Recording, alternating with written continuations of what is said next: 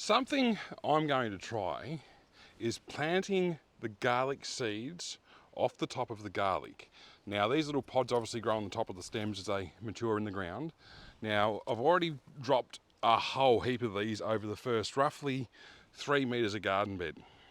Now the plan now is to do more of a controlled test in the raised garden bed with a few of these as well, just so that, I don't know, it's a bit easier to work at because it's a better height. But nonetheless, we'll pop these into the ground.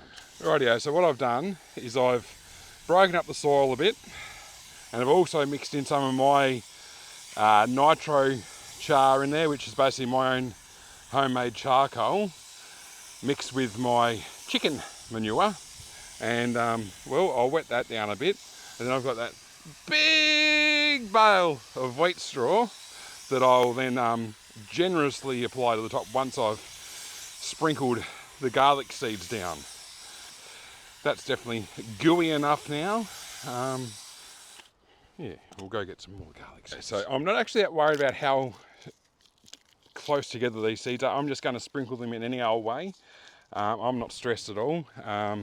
If you watched the video previously where the garlic bulbs that weren't dug on the previous season, they literally grew in clumps, and it was actually incredibly easy to harvest about 10 or so bulbs of garlic in basically a space of ground the size of your handful. I also am fully aware that with planting seeds in this way from garlic, you shouldn't get a crop of garlic from them for the first season. Basically, they'll grow, or I'm led to believe what will grow from these will be a primary bulb, and then the second season they will multiply.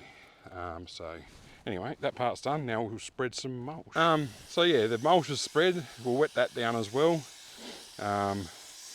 As many know, we haven't had much rain in the northwest of Tassie now this year. I think literally since maybe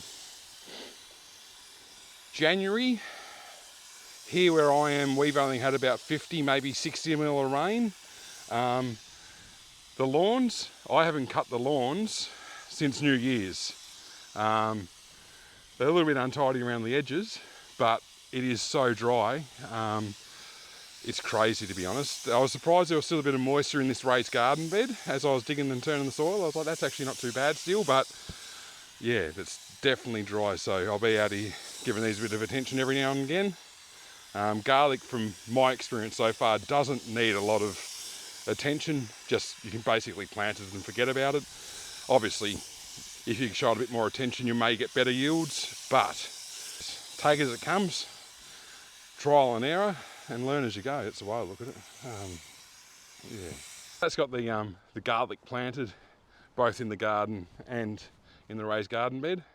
Now, yeah, time for some more jobs and get a few more things done while the weather's still fine. Enjoy.